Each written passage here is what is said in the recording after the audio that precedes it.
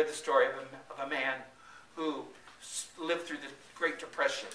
And he was telling this story that happened to him. His name was E.W. Richard. And he said that during the last part of the Great Depression, he used to go to this produce market all the time. And the owner was a man named Mr. Miller. And he was in there one day and he was buying some potatoes. Mr. Miller was sacking up his potatoes for him.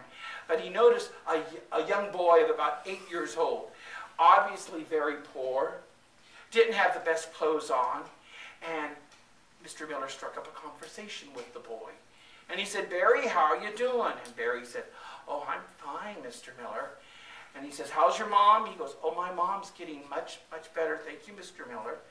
And then Mr. Miller said, "Barry, what can I do for you?" He goes, "Oh, nothing." He goes, "I'm just admiring these peas of yours. They sure look mighty fine." And Mr. Miller said, "Well, would you like some?" He goes, "Oh, I don't have any money. I can't afford them. I just came in here to look." And he goes, "Well, what do you got to trade?" And Barry thought, he says, "Well, you know, all I have is my prize marble." And Mr. Miller said, "Well, let's see the prize marble." And Barry pulled out this beautiful blue marble. And Mr. Miller examined the marble. He goes, "This is a very fine marble, Barry." He goes, "But I really prefer red." He goes, "Do you think you have a red one?" He goes, "Oh, well, I might have a red one." He goes, "I'll tell you what. I'm going to give you the peas. You take them." You guys know me. "You take them." And he goes, "When you get a chance, you bring me back a red marble." And Barry said, "Oh, I'll do it." Well, Mr. Miller's wife, Mrs. Miller, was standing there, and she began a conversation with the man who came in with the potatoes. Said, "Oh, my husband does this all the time." He goes, "There's about 3 boys in our community who are very, very poor. They don't get much, and they come in and they barter with my husband all the time. And he barters for marbles. And every time he tells them, 'I want a red one,' they'll come back and go, 'I changed my mind. I don't want a red one. I'd like a yellow one or a green one or a purple one.'" And it goes on like this for a long time. What so happened many years later, the man telling the story came back to his community and found out that Mr. Miller had passed away. And they were having his funeral. And so his family said, "We're going to Mr. Miller's service. Do you want to?" And he goes, "Oh, yes, I want to go." And it's during the service, at the end, when they were looking at the, going by the coffin, the man noticed three young men, one in an army outfit, 2 dressed impeccably in business suits, obviously very well-off men. And he thought, interesting.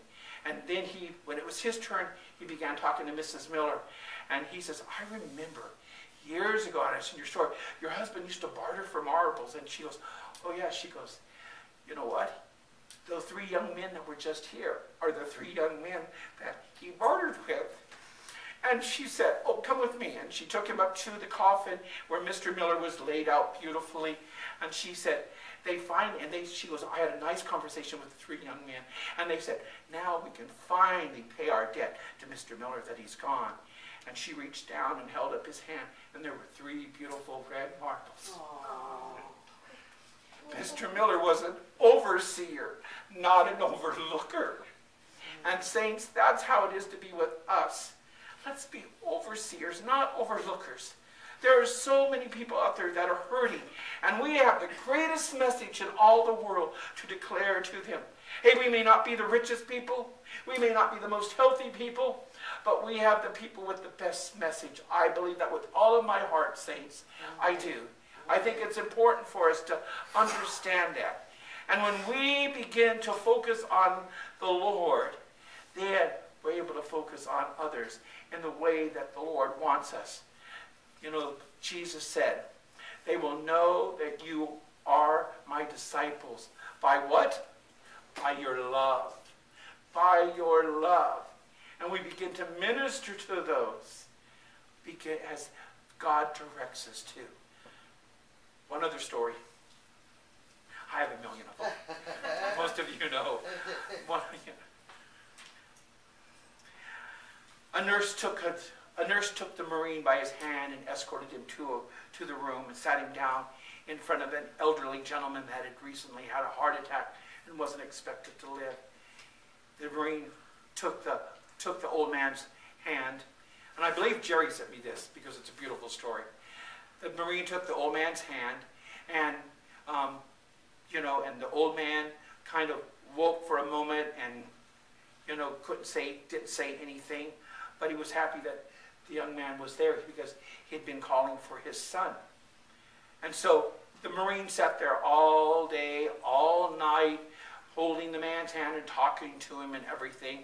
And during the night, the old man crossed over.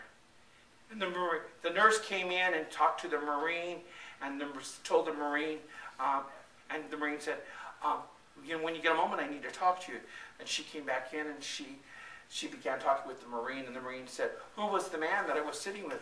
And the nurse said, it was your father. And he goes, oh, no, it wasn't my father.